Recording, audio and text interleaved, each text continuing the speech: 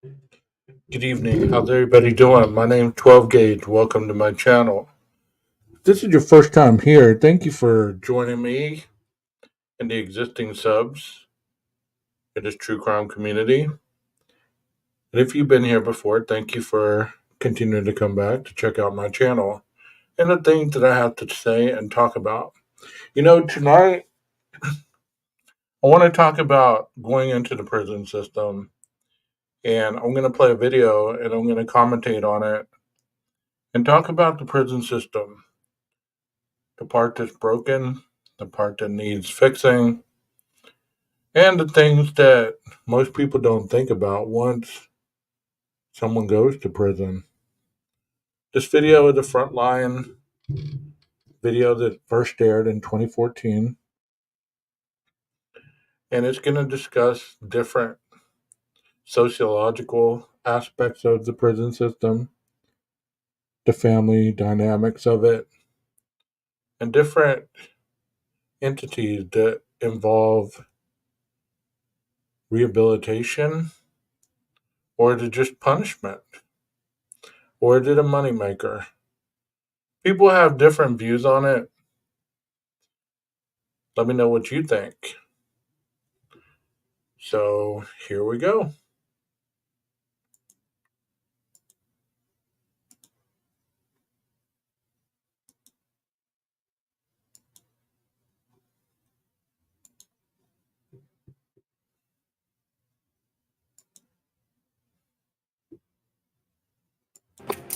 And inside one state that is trying to fix a broken system. Incarceration has become the response to every social problem that we encounter. Jail doesn't work. Prison doesn't work. We need to distinguish between who we're mad at and who we're afraid of. Prison state.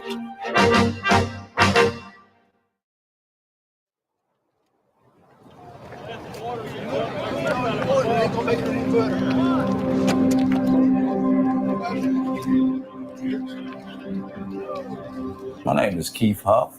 I'm from Louisville, Kentucky. I've been incarcerated 5 times in the Kentucky State Prison System. I got a total of 27 years in the system.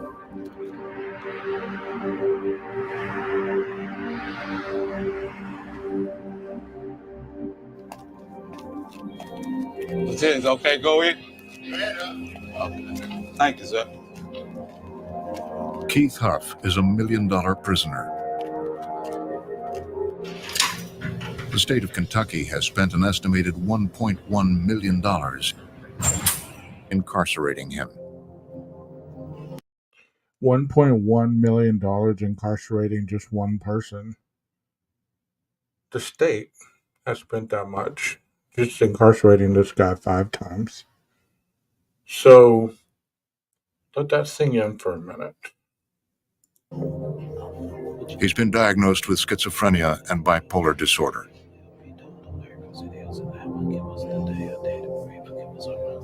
I do great in prison for some reason.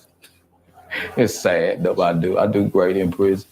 Maybe because I got the structure and people telling me what to do. When I got somebody behind me, on me, I do great in life. For real, I really do. Keith is currently serving 5 years for burglary, theft, and impersonating a police officer. He's set to be released in 3 months. I do some stupid stuff. I have been coming in and out of prison since the early 80s. Every time I have left prison, it was like a revolving door. It's just a cycle. It's a curse. And where I come from, the neighborhood I come from, most everybody get locked up. And I mean everybody. Keith is from Beecher Terrace, a housing project in the west end of Louisville, Kentucky, where around 1 in 6 people cycle in and out of prison every year. Yes. 1 in 6 people. So it makes you wonder, is this really rehabilitation or is this a moneymaker? So if this one guy makes $1.1 million for the state or the state spends that much money housing him, think of how much they get in return in revenue. So 1 in 6 people go in and get incarcerated. A lot of people in my family been locked up. My big brother been locked up. My daddy. My uncle's been to prison. Yeah, my daddy and my granny. Kentucky spends more than $15 million a year incarcerating people just from Beecher Terrace and the surrounding neighborhoods. My brother Ike has been locked up 3 or 4 times. My best friend Eric's in prison. My uncle, well, almost all my uncles. So I've been incarcerated 50 times. My granddaddy's been locked up. My sister been locked up. My cousins, all of them. This is the story of a year in the lives of 4 residents of Beecher Terrace. I got cousins on both sides that been locked up. Men who've been in and out of prison for decades. I spent more time in prison than I've been in society. That's a shame. Children getting locked up for the first time. When I go to jail, I don't feel like it teaches me a lesson. She is so angry. Crystal could be headed towards prison if she doesn't get it right now. My mother been locked up. Yeah, the United States locks up more people than any other country in the world. Me and my cousin, we got some crack cocaine. It's the story of a place where incarceration is almost inevitable. Incarceration has become the response to every social problem that we encounter. They're doing bad at school, lock them up. A problem in the home, lock them up. And of a state trying to break the cycle. We really have to look at a paradigm shift. And that's true. That's true what he just said. Because I work with juveniles currently. And we get calls all the time from parents. I can't handle my child. Lock them up. Show them a lesson. I once heard that you can't rehabilitate someone who hasn't been habilitated in life. So if they haven't had the chance to learn about rules and guidelines and things of that consistency, then you can lock somebody up, but they're not going to come out with magical tools to survive in society. In this business of how we operate justice. Jail doesn't work. Prison doesn't work. I'm 15 years old, and I'm in here basically for skipping school.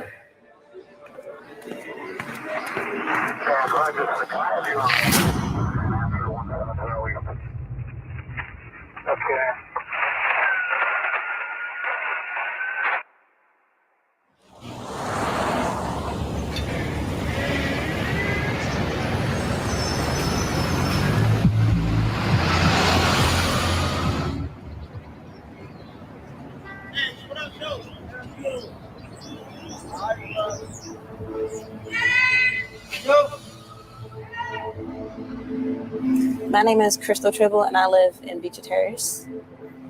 It's basically a regular ghetto. I know a lot of people that's been in jail.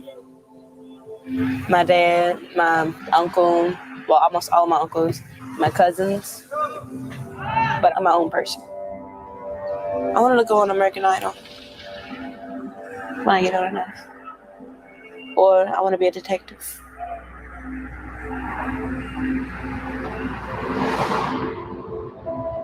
Crystal is 15. She lives with her mother and 4 brothers and sisters in a 2-bedroom apartment on Beecher Terrace.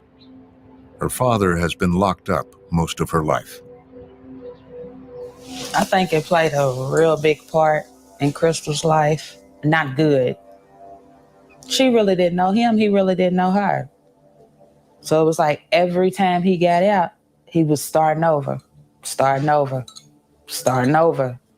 So it for the child, I think it fills them a lot with anger, which causes a whole lot of problems as they get older. Well, at a particular point in society these days, it seems like most parents don't have the coping skills to pass along to their juvenile child or even their young children. They allow them to do a lot of things that, quote unquote, back in the day, it wasn't allowed to do this or you weren't allowed to do that. talk like this or talk like that. But you can't pass along something you don't possess in life. You can fake it, but people know the difference between you faking it and you being genuine.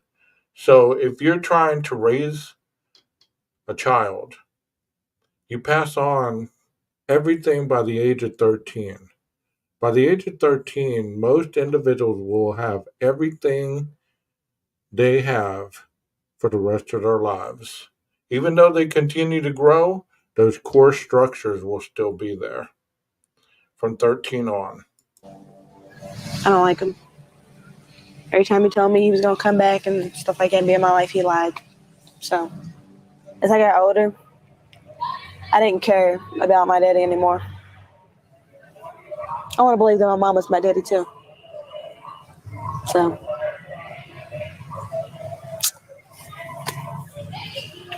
I don't want to talk about it no more.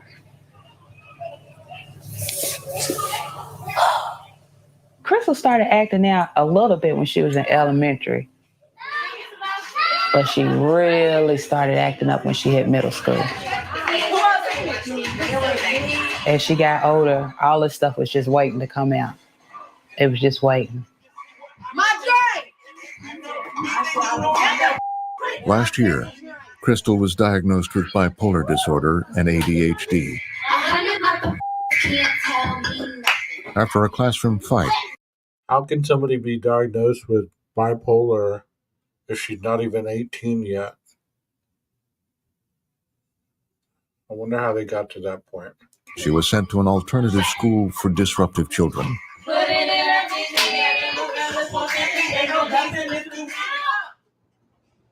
Now she stopped showing up and has just been summoned to court for truancy.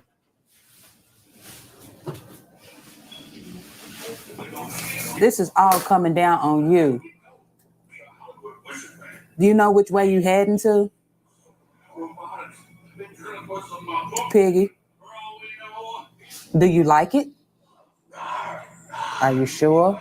Because we back in the court again for the truancy. If they got to, if they feel like they have to, they could lock you up. Is that what you want? This is stuff that they can do because you gave them permission to. And look at me. Just think, if you graduate, go to a college, this is something you could talk about with pride because you could share your stories with other kids. You'll be one of the hood project kids that proved a whole lot of people wrong. And I know you can. I know you can. You know that statement right there. Sometimes it really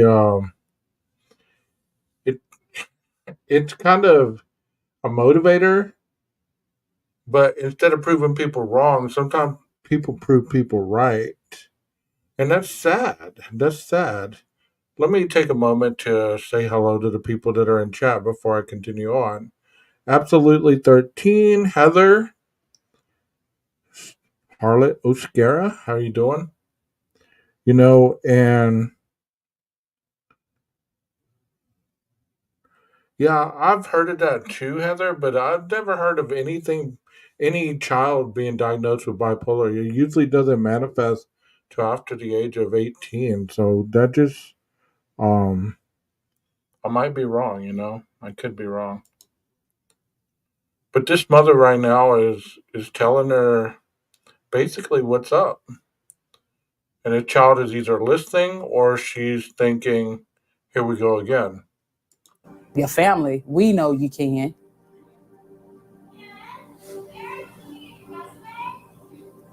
Can't nobody do nothing about this but you. That's it, just you. For being a knucklehead. In these communities where incarceration has become so normalized, the system operates practically from cradle to grave. When you're born, your parent has likely already spent time behind bars. You're likely to attend schools that have zero tolerance policies. where police officers patrol the halls, where disputes with teachers are treated as criminal infractions, where a schoolyard fight results in your first arrest. You find that at a very, very young age, even the smallest infractions are treated as criminal. That's so true right there. That is a great statement right there because it is true. I've had multiple people talk about this with me that if you make an environment for anyone, whether it be a child, whether it be an adult, if you create that environment, well, they're going to manifest themselves to be the person they need to be because as humans, we adapt to our surroundings. So if you're going to create a school to be like a prison environment or where there's police everywhere or everything you do is a criminal act, how are you supposed to not get criminals out of that situation? Don't get it wrong. I'm being very generalized, so don't bring up school shootings and all that other stuff. I understand that there's a reason why we have police officers and all that other stuff. But honestly, there's a lot of schools that treat it like the students are the inmates, the teachers are the guards. And that's where it begins. It sends this message that whether you follow the rules or you don't, you're going to jail, just like your uncle, just like your father, just like your brother, just like your neighbor. You too are going to jail. It's part of your destiny.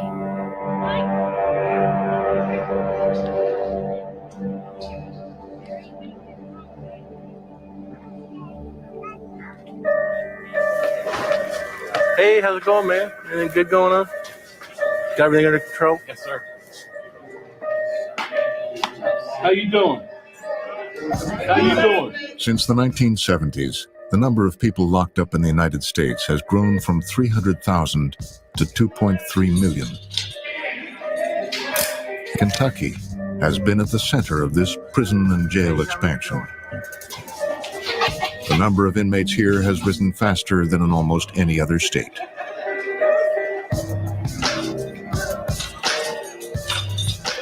Our number one frequent flyer has been in and out of here over the last 5 years about 95 times. He is not dangerous, and throughout the entire criminal justice system, we have probably spent millions of dollars on this guy.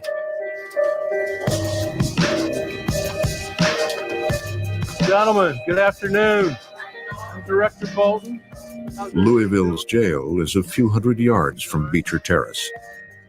It's home to inmates awaiting trial or serving time for minor offenses. Keep it busy, huh? We've got a jail capacity of 1,793 beds. Who's been in here longer than 72 hours? Anybody? No, longer? 200 yards from where these individuals live, from where they stay. It's almost their backyard. Like, we're going to pick you up and go put you over here and incarcerate you. And don't get it wrong. I'm not saying that people don't need to face consequences when they break the law. I'm not going down that direction. I'm just saying that, like, these individuals with minor offenses in and out of the jail. In 72 hours. On any given day, we are trending over 2,000, sometimes as high as 2,200.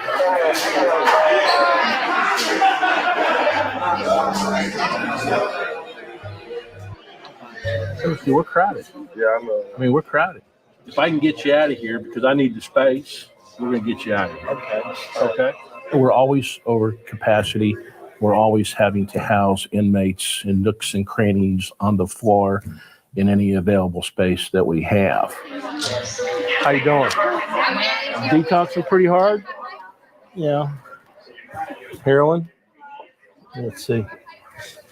Boy, you were using a lot. At any given time, we're detoxing up to 90 people. Residential detox beds are full. So more often than not, they come here to jail. How you guys doing? Oh, it could be better. So what are you in here for? Heroin. Heroin? Yeah. Don't have room for you here. We're locking up people that we're pissed off at. We ought to be using this space for people that we're afraid of. Violent folks, people that are going to hurt me and you. We've gone through just an explosion of jail and prison construction in this country, costing us billions and billions of dollars to build and billions of dollars to operate. And we've come, I think, to a fork in the road where we just can't do that anymore. Because number one, we can't afford it. And secondly, we are locking people up that don't need to be locked up. Give us up.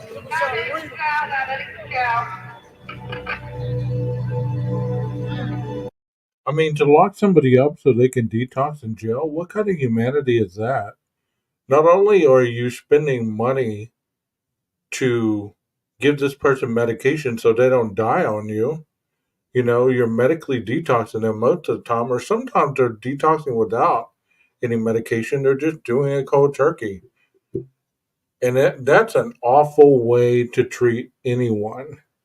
I'm going to lock you up so that you can sit there and shiver and shake and vomit and have, involuntary movement of your bowels and everything else.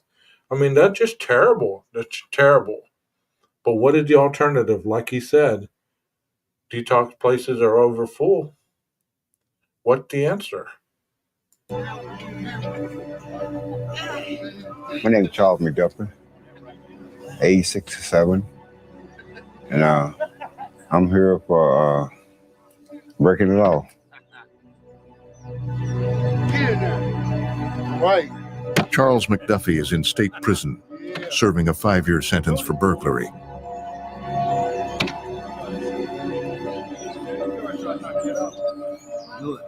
I had a drug problem. I turned to drugs for help. It eased your mind for a minute, then you're right back same where you started from, But here I am, man, still here. Still here. In the prison that I worked at before, I saw generations of people coming through there. You'd see dads, sons locked up at the same time. And then you see the next generation. The same thing with therapy. You see generation after generation. And there was a time where people were pushing against bringing your children to visitations, especially if their loved ones were locked up, because what you see is your loved one is safe. They're housed. It's not that big of a deal. They got clothes. They got all this stuff. So it's not used as a deterrent. It's used as a rite of passage. Sometimes,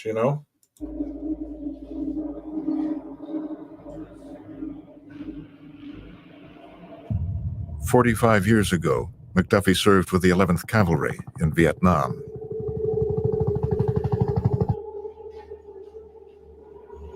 That's when I first started doing drugs, started drinking. It was in Vietnam, and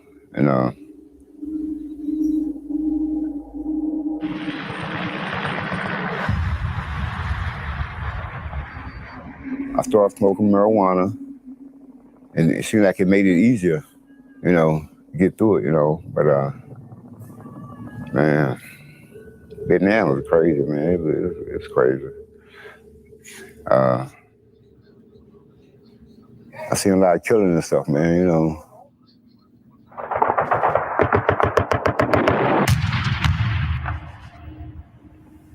That was rough. That was rough.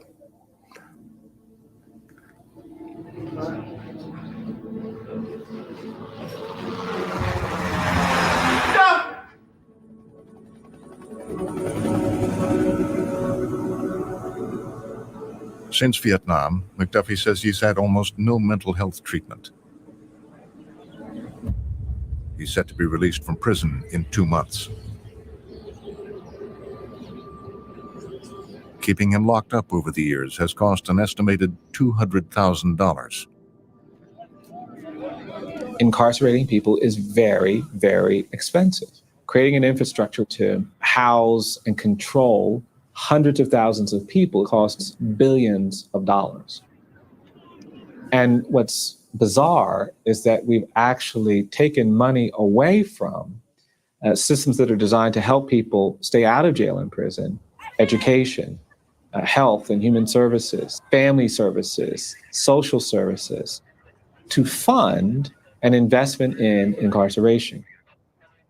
And you invested in jails and prisons, almost conceding that there's a whole community that has to go to jail or prison. You can't do anything for them other than incarcerate them.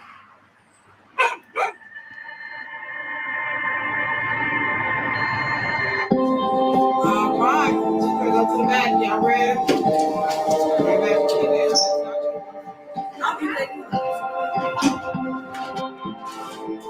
My mama was locked up. My daddy, my cousins on my mama and my daddy's side, most of them been locked up.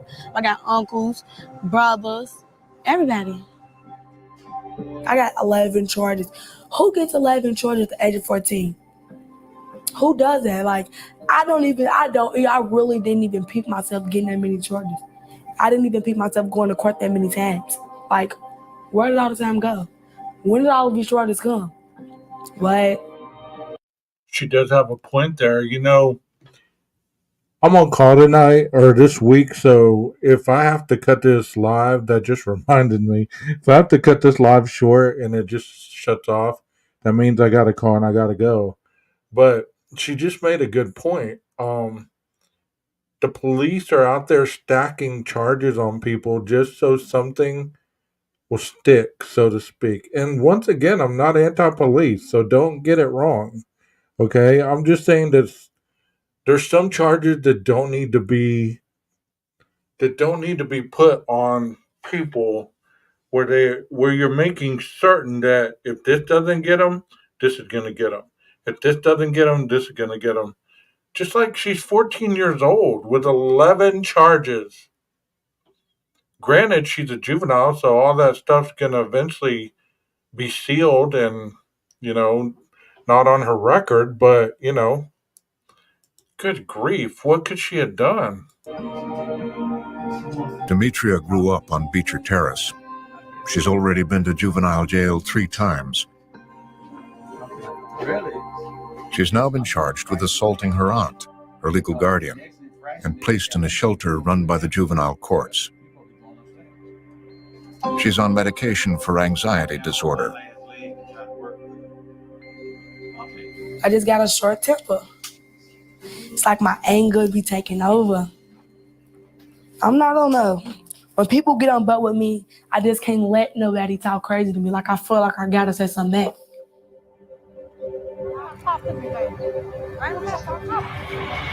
All this fighting, violence, that does not solve the problem, babe, in life. It really doesn't. It makes it worse. A lot of kids I work with over the years, they're dead or they're in prison doing a long time. When I say life, they're doing life.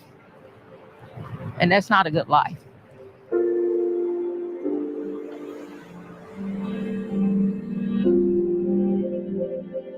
When Demetria was 9, her mother was shot dead. The police say she killed herself. Her family thinks she was murdered. She's still having a difficult time in dealing with her mom's death. And when children see violent crime or they're exposed to violence at such a young age, there's a reason why she's so angry, why she loses her temper very quickly. I'm sure she never got any grief counseling, and if she did, she needed to continue with it because look at where she's at right now, and it's not going to get any better unless she gets some serious help. Times she expressed to me, that's why. And that's not her fault. The system is dropping the ball. Somebody should be documenting this and getting this little girl the help that she needs because she only knows what she knows. She fights because she's still mad about her mom's death. you're going to have to break the cycle. So when do you plan on breaking this cycle? No, I need to get out of here. And at the rate that she's going, I really fear prison and death for her if she don't turn some things around. Don't take my socks off. You know what to do? I know it's embarrassing. Just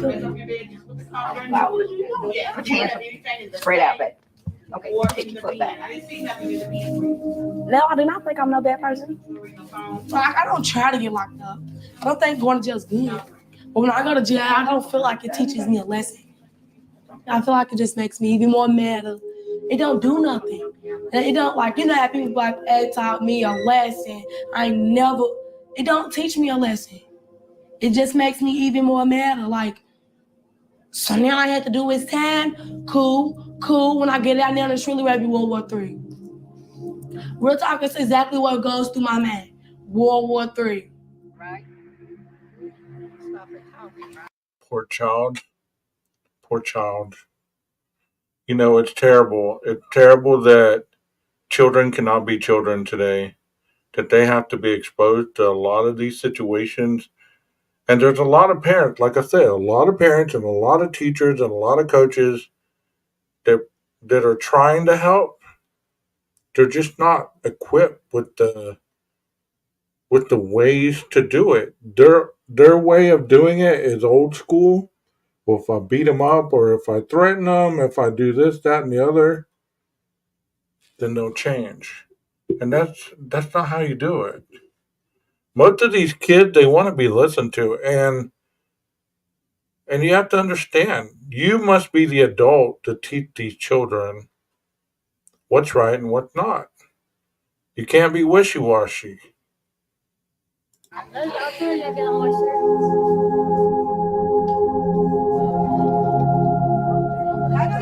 If Demetria is found guilty of assault, she could face a year in juvenile detention.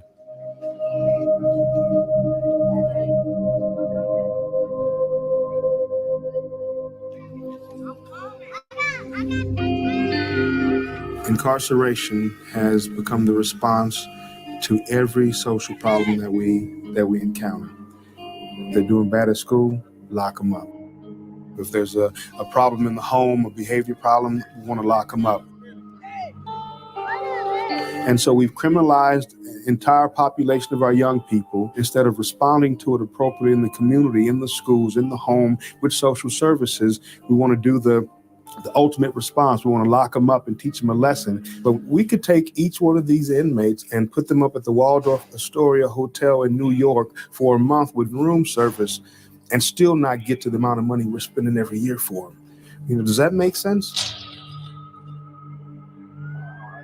No, it doesn't.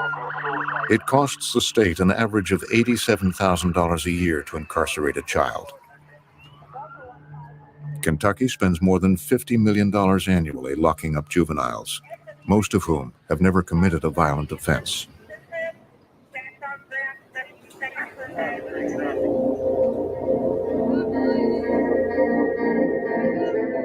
You know, here in Texas, that not everybody really gets locked up the first time. Their first offender, as long as it's not a violent crime, you get, sometimes you get deferred probation, sometimes you get placed on probation, depending on what your charge is. But there's a lot of places that just want to lock people up because they get, you know, that department pays for those children to be locked up. I don't know why they'd want to lock them up for a weed charge or something that minor where they could deal with it in house. But just like everything else, some places want to just pass the buck. Let somebody else deal with this person. That way, out of sight, out of mind.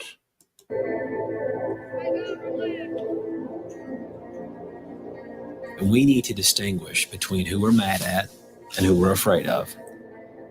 The United States comprises about 4.5% to 5% of the world's population, yet we incarcerate 24 to 25% of the world's prisoners. And then you look at Kentucky, and over the past decade, from about 2010 backward to about 99, we had a prison growth rate of 45%. The average for the rest of the country was 13%. Kentucky had truly become the epicenter for prison growth. Our spending jumped almost 220% to nearly $500 million.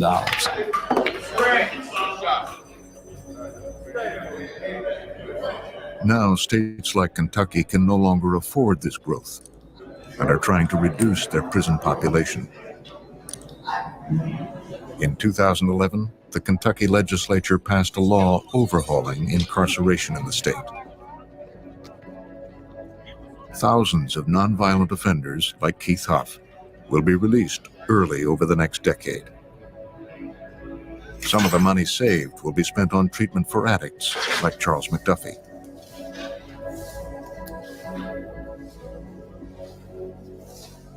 It's controversial, but the bill estimates savings of somewhere near $500 million over a decade. Nobody would dispute that prison serves a core function of government.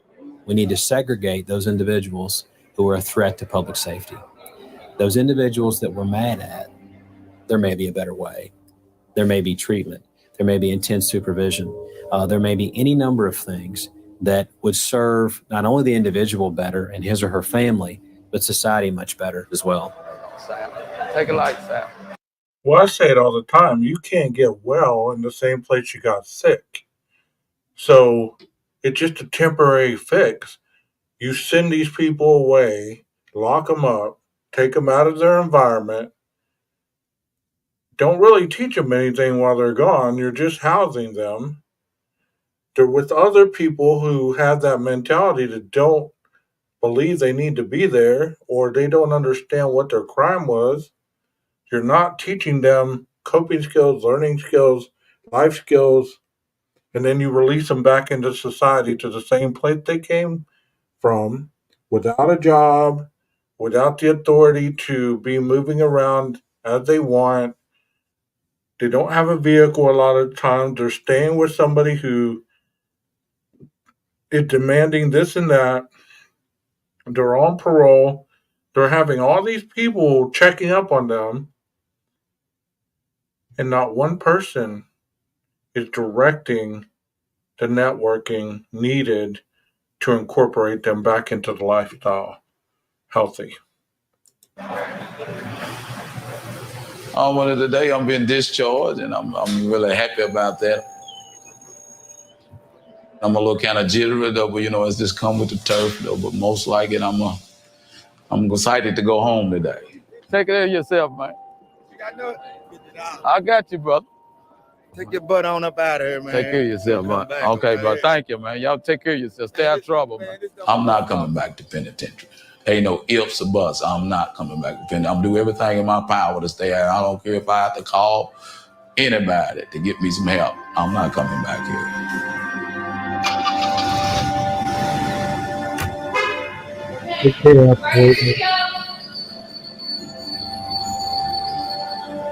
Most beautiful sight in the world.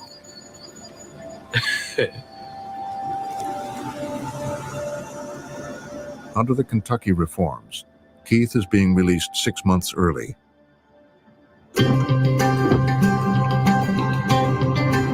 This should save the state more than $15,000 if he doesn't get sent back to prison. I'm glad to be released early, but I know it's going to be really hard. Really hard. I don't know how I'm going to get my Social Security, and I don't even know how I'm going to get my Medicaid to pay for my medicines. No one's going to give me a job because I'm a convicted felon. All right, Mr. Huff. I'm Officer Robinson. Keith was diagnosed with his schizophrenia in prison. He has a long history of burglary, fraud, theft, and substance abuse. Intensive parole supervision is supposed to help him stay out of trouble. Understand you shall submit to random alcohol and drug testing. Understand that 7 nights a week you're to be at the address on Marion. Right. Okay, I am not here to send you back to prison. That's not my goal. Yes, ma'am. My goal is that in 6 months I can hand you that final discharge. You are this close to being done. You can do this. Yes, ma'am. Right. I know I can. And Thank you. Communicate with me. Trust me. If something's going on and I can help you, let me know and I'll help you. Yes, ma'am. Okay. So if something comes up. the residents.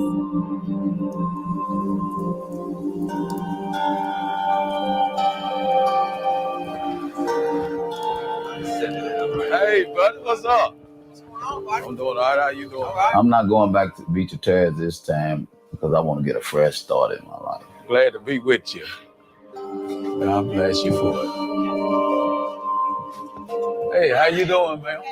Keith has found a room in a group home for ex-prisoners. How you doing, sir?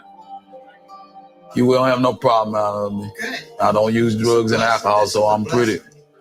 I'll get along well with everybody, and I appreciate you giving me the opportunity, ma'am. And that's what it's all about. Ted's got this program to try to help people get themselves that second chance. Yes, ma'am. I appreciate you giving me the opportunity. So everyone deserves a second chance. That's right. Of course, this is Robert's third or fourth, you know? Yeah, me and him, but we've been in prison together. His biggest challenge is right now surviving. The state is trying to pick up a little bit, but it's still terrible. I ain't got a coat or nothing.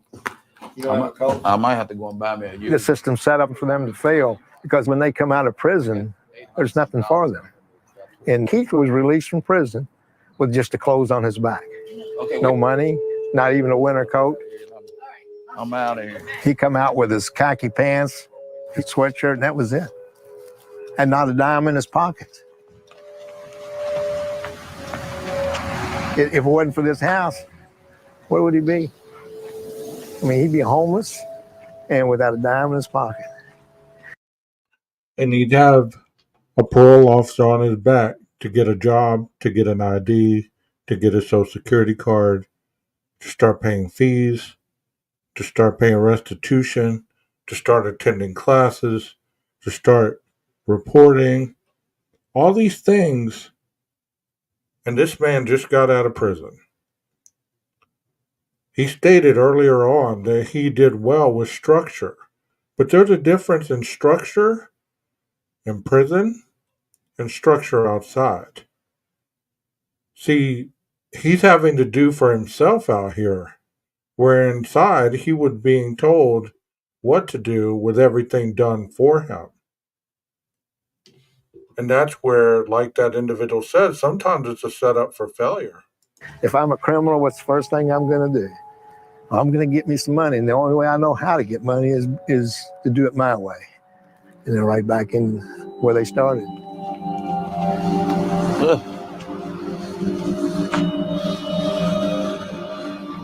I'm really scared, to be honest about it. My parole conditions state that I have to stay off of drugs and alcohol, and I don't know how I'm going to do it. I only have 30 days supply of my medicine, but I'm hopeful. It feels good to be free. I know I got to grow ahead of me or get my life together, but I want somebody to have something to say good about me. I just want to leave something behind to say, well, at least he did change. He tried to change it. I'm overjoyed today, and I thank the Lord for giving me another opportunity to go on with my life.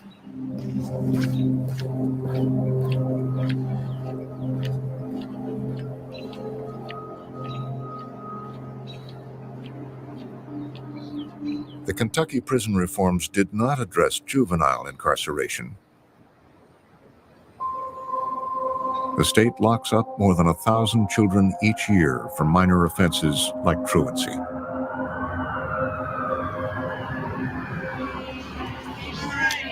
Thank you. Collect 200. Get out of jail free card. Go to jail. Go directly to. You guys say go to jail. Go directly to jail. Do not pass go. Do not collect $200. Like I said, go to jail, boy. I'm already in you. What you said after that? 14-year-old Demetria is still at the juvenile shelter. She's due in court soon for the assault on her aunt, who she's lived with since her mother was killed. This weekend would have been her mother's birthday. Miss Collins, can I please go to my mama's gravesite on Sunday for her birthday?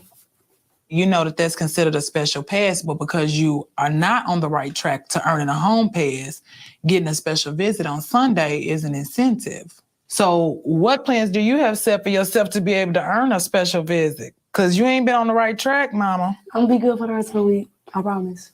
You do what you're supposed to do from now until Friday, and I will consider it. But the bottom line is, even if you do whatever you're supposed to do in her and then your aunt says no, then you know it's no. Yes, ma'am. Thank you.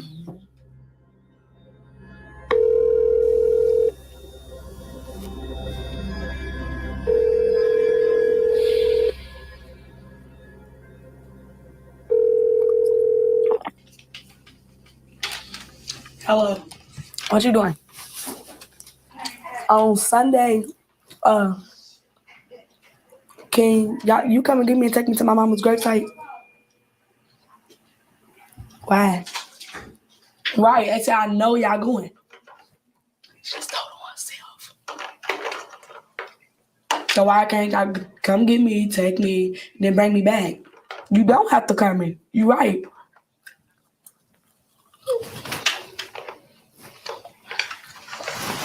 Why would you keep me here on my mama's birthday? Why? You don't get me. You don't help me at all. You bring me down.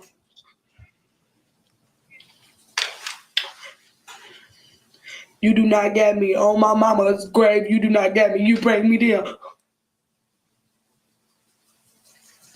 No, none of y'all got me. All y'all do is talk about me. I got myself.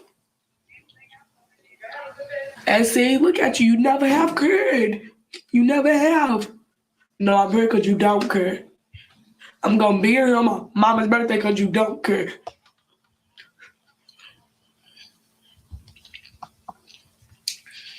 You start telling the goodbyes. See what I mean? Like, I've sat on the other end watching these phone calls, not in that capacity, but I've had children in my office talking to their parents on the other end of the phone, and it's like their parents either don't answer or they're getting into an argument with them right off the bat. Like, you see how quickly that fire was lit? That's usually how it happens. It's so quickly, so quick. And it's terrible. It's terrible. Because it's almost like you get to a point where you don't know what to do with these children, and you just say, you raise them, you keep them. They tried to put their hands on me. They're using drugs. They're sneaking out. They're cussing me. They're doing this, that, and the other. So, what are you doing as a parent? Do you not know how to parent? I asked multiple parents to come in and sit in sessions with their children so we can iron out the kinks, to teach them how to communicate, how to set limits and boundaries and things like that. And many times the parents don't show up. It's just a child. They just drop them off and pick them up. But they're always calling about all the problems they have with them. My time's up, man. I love you. See? Look at this. Go take a few minutes to meet you. Take a few minutes to yourself in your room, okay? Before you go like in the back.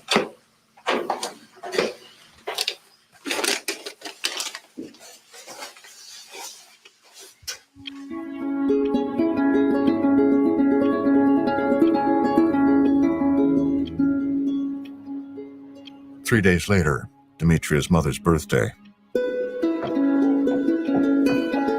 Demetria has a pass to leave the facility at 1 p.m. and is still hoping her aunt will come and get her.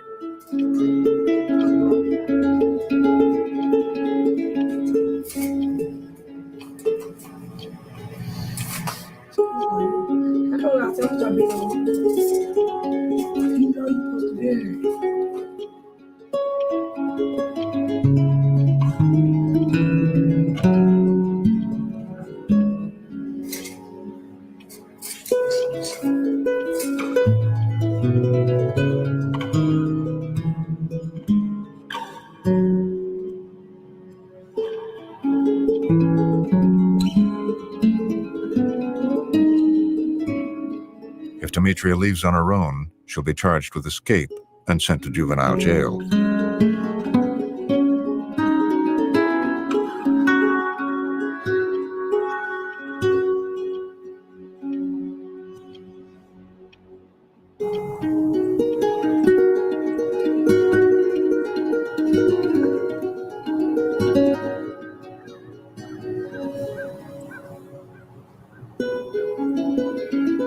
Demetria would later flee the court shelter.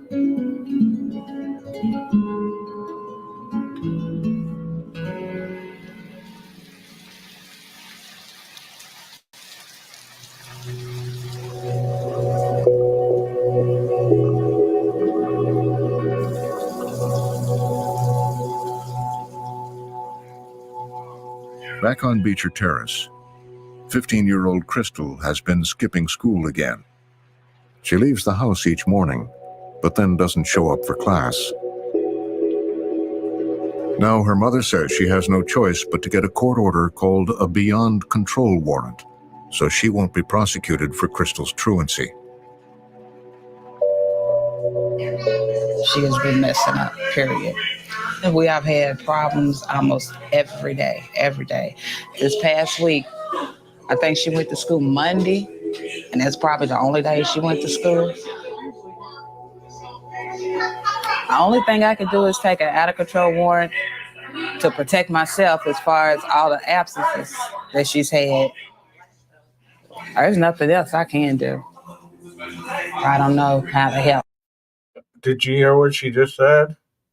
That's about all I can do. I don't know what else to do to help.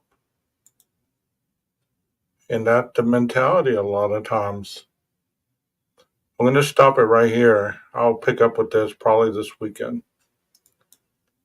Or maybe later on in the week.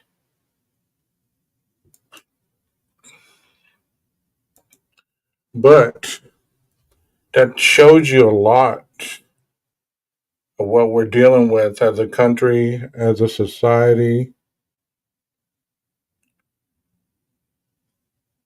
Yeah, exactly, Rodney. You're right. She doesn't know what to do, but yet she's just sitting there not talking to her.